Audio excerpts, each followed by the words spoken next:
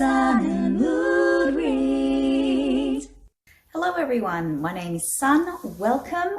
Well, today I would like to share with you just where I'm at with my reading life. Right now, as I'm filming this, I'm in the middle of March. And yeah, I'm having a pretty good reading phase at the moment, so I thought I'd just have a bit of a yarn about it. So this video is going to be a mix of a wrap up of a few books, my current reads, and what I will be reading next. And I think I'm liking the structure of this because I was having a think about how I would like to approach my booktube videos this year so that it is an enjoyable process for me. So I started having a think about the videos that I've done up to now, and also having a think about the booktubers that I love to watch. And I noticed a common feature. The vibe of these booktube videos, the personalities of the booktubers, the discussions, it all reminds me of just a fantastic dinner party with bookish friends. You know, if you're at a real dinner party with friends who love books, the conversation will naturally gravitate towards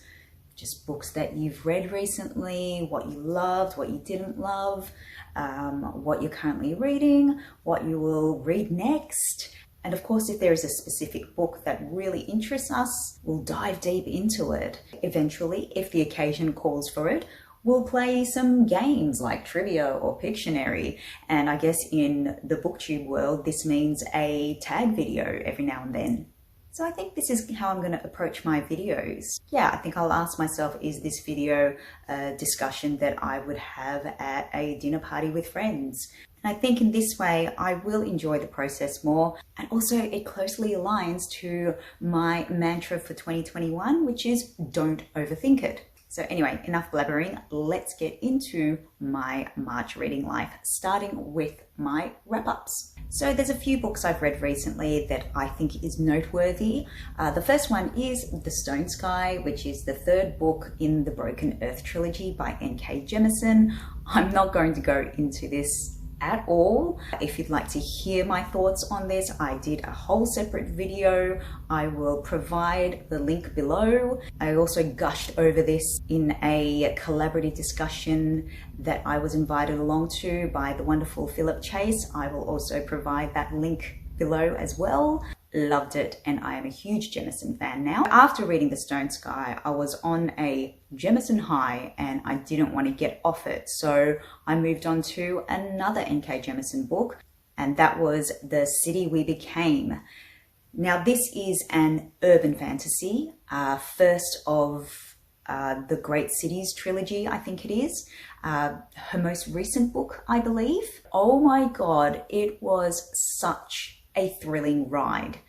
And I'm particularly excited about this book because I honestly have never delved into urban fantasy, and I don't know why. This genre is just so awesome. For me, when I read the traditional kind of fantasy stories, I love it, and I'm on a bit of a roll with fantasy reading, but I find a lot of the fantasy worlds and the history and the lore, it does still take a little bit of brain power for me to conjure up those worlds in my head and envision them. But with urban fantasy, you are already familiar with the setting. It's an urban setting, a contemporary setting. But then within that, inserting the fantasy magical element, it is just so awesome. So yeah, I highly enjoyed The City We Became.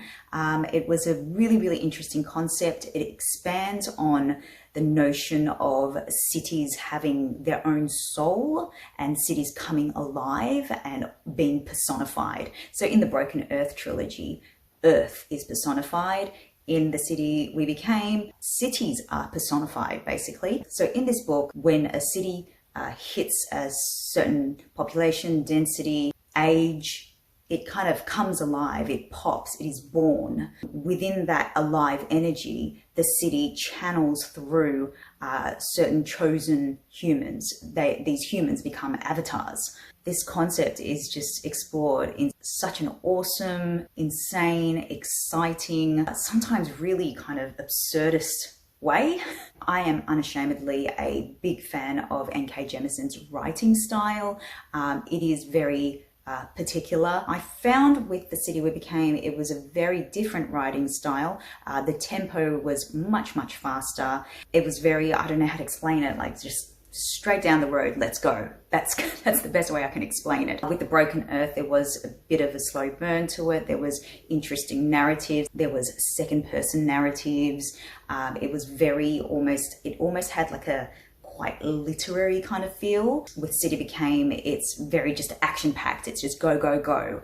And I think that is intentional on Jemisin's half because it is set in New York City. So within her writing style, she's kind of aligning with the tempo and the pace and the spirit of the city. There are some really ridiculous, absurdist things that happen in this story, but because Jemisin writes so unapologetically, you just go with it. One example I'd like to give you, and I don't think it's a spoiler at all, there's a scene towards the beginning where the human avatar of Brooklyn, her name is Brooklyn, she is trying to ward off this evil energy, spirit, force that is threatening to overtake the cities, basically. This evil thing's got like, you know, tentacles and stuff, and it reminds me of, you know, Stranger Things, that Demogorgon kind of creature. So that's kind of the feel of it. And so this Brooklyn avatar, she fights off this evil spirit with a certain weapon, and that weapon is blasting out a record of New York, New York, the song by Frank Sinatra. And you read that and you're just like, what? That is just so ridiculous, but so awesome. I'm just going to go with it. So yeah, there's just so many examples like that where I do feel like maybe in another book or in a TV series with another author, it might come across a bit, I don't know, cheesy or just wouldn't work. But with Jemisin, she makes it work. Once again, really thought-provoking, direct, indirect kind of commentary about the socio-political climate, particularly in the US. And once again, just like Broken Earth, the characters were really diverse and vivid. These human avatars have something about them that makes the cities want to choose them. And so that was addressed in a really great way. Within each avatar character, I guess the spirit of the city is kind of embodied without making them a stereotype of that city, if that makes sense. So I really liked how Jemisin did that. And above all, just it made me feel almost nostalgic, or like, I don't know, like homesick for a city that I've never been to, but I've heard so much about New York City. Obviously, I've always wanted to go there. It made me really want to go there, and it made me kind of just, I don't know, I actually looked up to see if there was a word for this, and there really is. It's called, what's it called? Fernweh, and I think it's originally a German word, and it means feeling homesick for a city or a place that you have never been to. And that's exactly how I feel reading The City We Became. Yep, I absolutely love this book, and I cannot wait to read more urban fantasy stories. I've already started on one, which I'll talk about later. Moving on to another fantastic read that I had. So I finally finished the second book of the Farseer trilogy, Royal Assassin. I just lapped it up.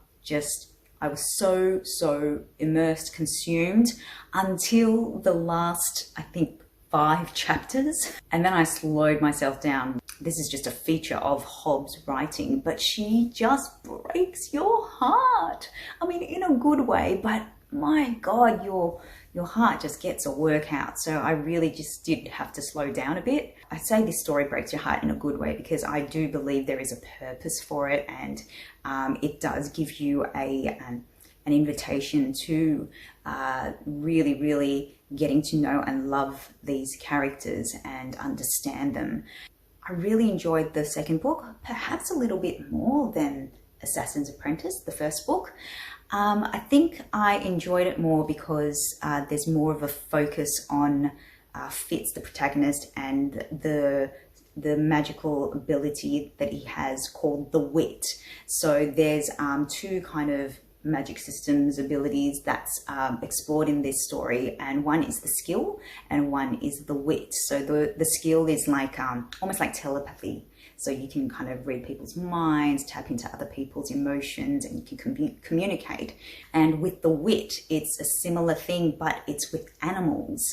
And so this second book really explores that, and Fitz kind of develops that side of him. I really, really, really enjoyed that aspect. This is another author that I just feel like I'm in safe and trusted hands. And so I am willing to go on such an epic emotional ride because I know that the payoff will be absolutely huge and wonderful. Okay, so moving on to another book that I read. This is a non-fiction book. It's called On My Own Side by Dr. Aziz. It's called On My Own Side by Dr. Aziz Gazipura. Now, I heard about this book on a podcast called The One You Feed. It's a, like a self-helpy, social, emotional, be kind to yourself, consciousness, mindfulness, all that good stuff kind of podcast. And this author, Dr. Aziz, was interviewed about this book. And when I heard him talk about it, I just knew I had to read it.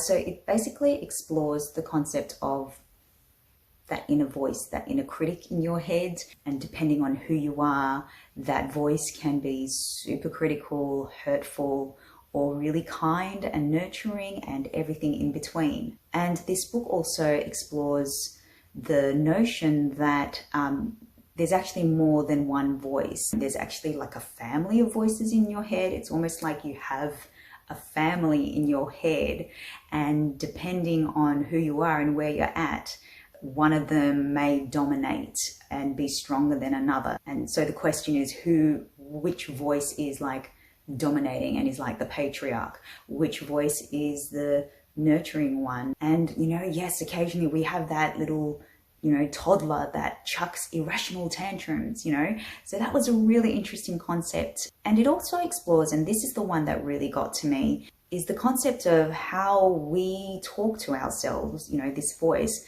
compared to how we talk to our loved ones in our lives.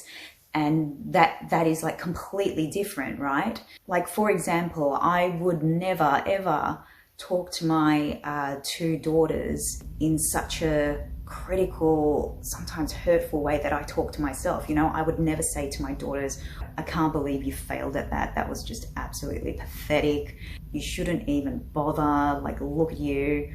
Like, all those horrible things. Like, when you vocalize it, it is so hard to believe that you do say those things in your mind. Well, I do. But yeah, I would never, ever say that to my husband or my daughters. Anyone that I love. So why do I talk to myself like that? I wanted to mention this book because I think there's been quite a bit of discussion currently in the booktube world, well, definitely in my booktube neighborhood, about mental health and booktube, because doing booktube is such a sensitive, exposing practice. And it is pretty scary. You are exposing your innermost private thoughts, opinions, preferences, and you're putting it out there to the public. And you're not getting paid for it, Well, I'm not, as opposed to when I was an actor, which is a very similar industry. I think, at least, I got paid to feel exposed and insecure. Added on to that, you've got those numbers, those likes, the numbers of subscribers, and all those things that you're checking in on. So this booktube thing can be an extremely fragile enterprise. There's been a lot of discussion about that, how best to approach booktube in a healthier, life-giving, affirming way, and to just talk, just bring it to light. And there are two booktubers in particular who have really addressed the issues and really have opened up the conversation. One is Barb from The Font. She has started a series of videos where she just brings it out to the table all these mental health issues. She is funny as, but at the same time, she is able to just go there and dive deep into these issues, which I really appreciate. Amrita from Amrita by the Book also is very good at addressing these issues. One of the latest ones is called Shame, where she explores the concept of shame and explores the concept of how there is a bit of criticism, a bit of judgment around when it comes to booktube, when it comes to just bookishness, how people sometimes perceive literature with a capital L, but really literature is just literature. It's just what you read. Intelligently, sensitively, she explores those concepts. And so I highly encourage you to watch that video as well. I'll provide the link below. If any of what I just said in the last 5 minutes has rang a bell with you, I would highly recommend, yes, watching Amrita and Barb's discussion, but also reading this book on my own side.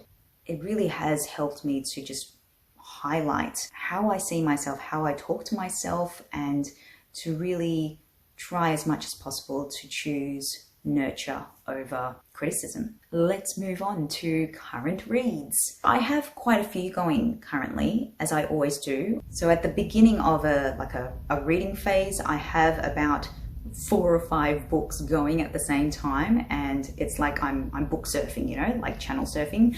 And I feel like it's like a horse race. This reading race starts, and then there's like, you know, 4 or 5 in a line just kind of pacing it, and then naturally one book will just kind of pick up the lead. You know, it'll pick up momentum and it'll just like dash.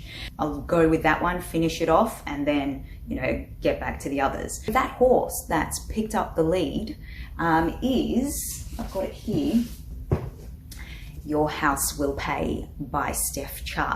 So this is a contemporary read, I guess. I would say it's a thriller, American author. So it goes back and forth from 1991 to 2019, follows 2 main families so far. I've read about this much. A Korean immigrant family living in LA, and also a Black American family who are living in, are they in LA? I'm not sure. But basically at the moment, it's all kind of like jigsaws, you know, all kind of floating about, and it's all, I can just feel it's all about to come together, and an incident has happened where my mouth's just gone, oh!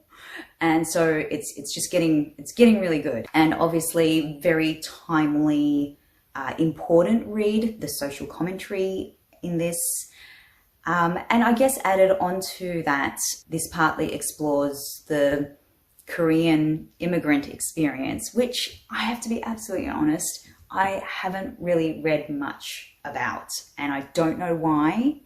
There's no definite reason. I haven't been avoiding it. I just haven't really delved into it. And I think it's a matter of maybe, you know, like when you're from your own town, you haven't really explored that town and you just kind of take it for granted. I think that's probably why. But I am absolutely loving this read, and I'm really connecting with it. This author, Steph, reminds me a lot of one of my favorite Australian authors, Christian White. So he writes a lot of thrillers, like structurally, how it's like leading up to something big. You know, that reminds me of Christian White. But with Steph, I think the commentary that she's making and the issues that are addressed is definitely a lot more layered and deep. Predictions is, this is going to be harrowing for me, I think. We'll see how we go with this one, but I'm absolutely loving this one so far. All right, so another book that I am currently reading, and it was one that I wasn't planning to. Why did I start it? Oh, I watched a video by Books and Bow, and this book was mentioned the fact that, yay, there's dragons are back, you know, and I thought about it and I just realized I haven't read a fantasy series or story that features dragons in a big way. So this one intrigued me. Oh, sorry, I haven't mentioned the book. The book is The Priory of the Orange Tree by Samantha Shannon. Basically, within the first chapter, dragons appear and you're like, oh yes, this is what I've been missing, I think, in my fantasy reading life. I'm really enjoying this. I'm only kind of maybe like 15-20% of the way in, but already very intrigued by the characters, the protagonists, who are all females so far, which I'm loving. I'm just loving the regions. There's the east and west, and I'm getting a really clear picture of what these cultures and lands look like, and just dragons. Yeah, dragons. I'm so excited about dragons, so much that I've started collating a TBR list of dragon reads, and I think I will do a separate video on this. And the other book I'm reading at the moment is, of course, the third book of the Farseer trilogy, the third and final book, Assassin's Quest. Seriously, Miss Robin Hobb, you couldn't give me a chapter or two just to settle into it without like taking my heart again and just squeezing it in your fist, but in a good way. Loving this third book. I'm about quarter of the way through, maybe a little bit more. Do you know what I'm really loving about this trilogy?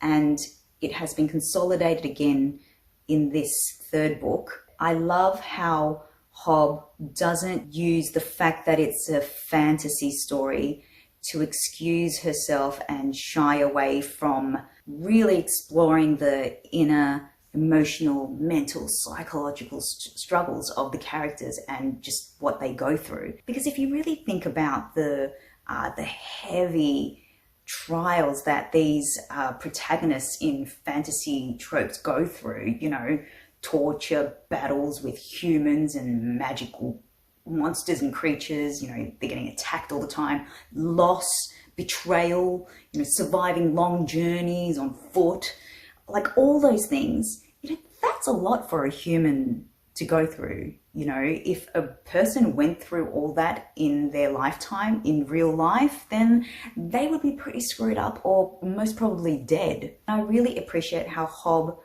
explores this, you know, post-traumatic symptoms of the characters when they go through such crap. There's no shortcut kind of explanation that, well, you know, heroes go through all this in order to become stronger. No, she goes there and it's like the characters are like grabbing us and saying, no, readers, what I am going through is shit house. Let me walk you through it. So yeah, love it. And I'm already getting that familiar feeling I do in the last book of a series.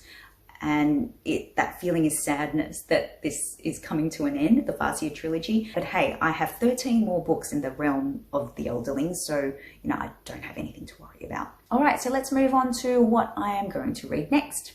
Oh, I just realized this video is going to be super long, so I'm going to make this quick. So the first book that I will move on to, and I'm really excited about this one because I don't read a lot of sci-fi, and I just feel like this is a sci-fi that I will really love because I've heard it's very character-driven, and it is The Long Way to a Small Angry Planet by Becky Chambers, first book in the Wayfarer series. Yeah, this just keeps popping up on my radar. I have been meaning to get into sci-fi. I'm just up for a read where I'm really gonna go on that journey with the characters and really get invested. The next book I will venture into, and it is about bloody time. I'm going to give Terry Pratchett a go for the first time, and this will also be my next dragon read. It is Guards. Yeah, haven't read Terry Pratchett. I don't know why, because I'm pretty sure he is going to be exactly my type of humor, my type of read. And, you know, I've just read a lot of kind of epic, you know, heavy kind of books lately. So this will be a really good, light, funny read just to counterbalance that.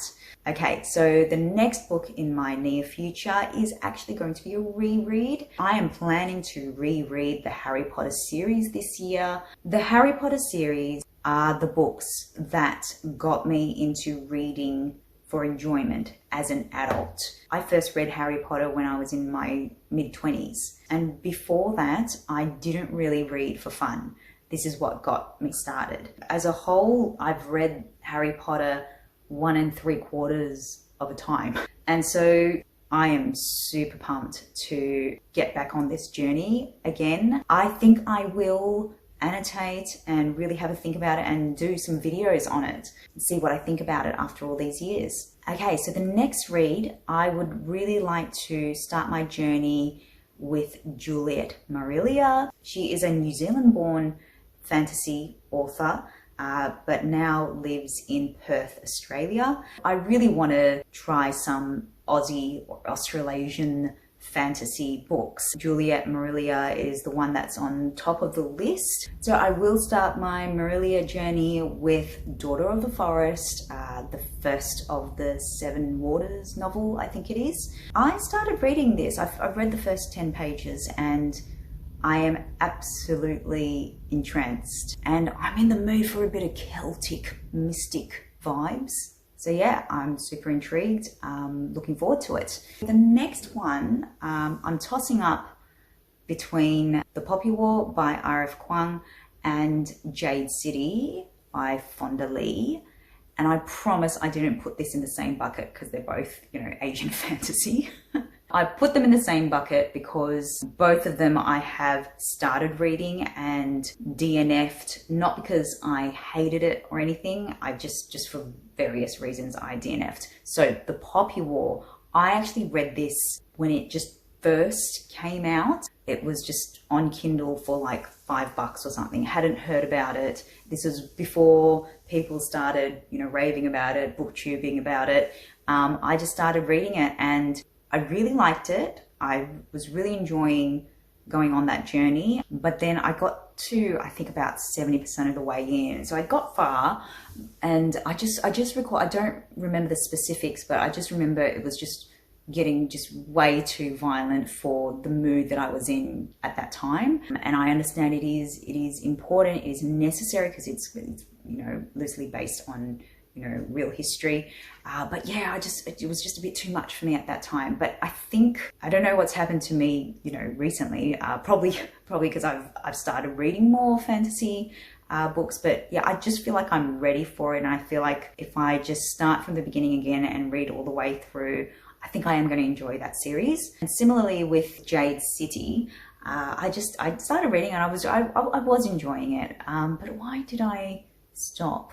I think I stopped because I had to return it at the library and then I just started moving on with other books. But I was enjoying it, so I will get onto that one. But I don't know which one I will start first.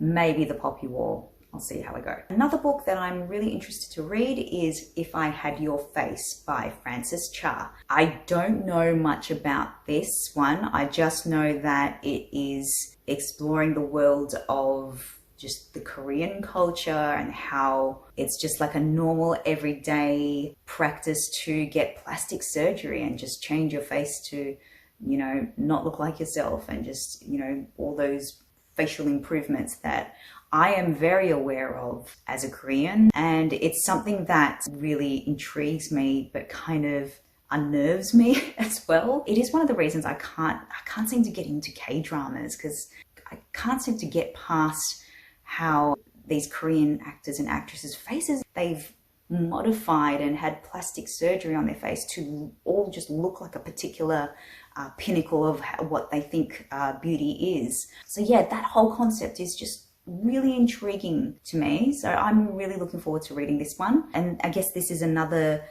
book that I've decided in my beginning journey of just reading more about the Korean experience. Okay, so another read that I will eventually get round to, but it really depends on how fast I recover from the Farseer trilogy. It is The Life Ship Traders, another series in the realm of the Elderlings by Robin Hobb. I have heard like 95% of people just raving about this one. And then there's like the 5%, they're like, hate it so much. I wonder why. I'm intrigued about that. But yeah, I'm looking forward to continuing my Robin Hobb journey. And the last book that I would like to read, and I'm hoping, fingers crossed, I'm really hoping that it can be a buddy read with my daughter. my 7-year-old daughter, Alora. I really want her to read this with me. And I've got it here. They came with the new books delivery at the library that I work at, and I just got so excited about it.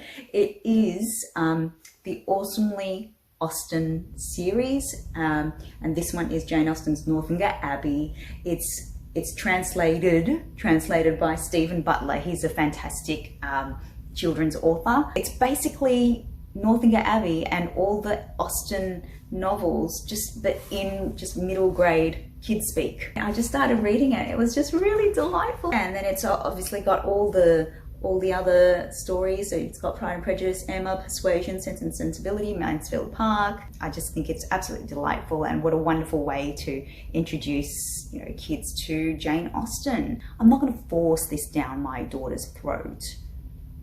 I'll try not to. All right, so that's it. That's my March reading life currently. I'm in a good place. I'm in a happy place. I'm reading lots of fantastic books, and I have many more to move on to. Let me know what you're reading at the moment, what you're going to move on to, any thoughts, responses. Please share, discuss. It's what we're here for. Well, my name is Sun. This is Sun and Mood Reads, and I will see you next time. Bye. Sun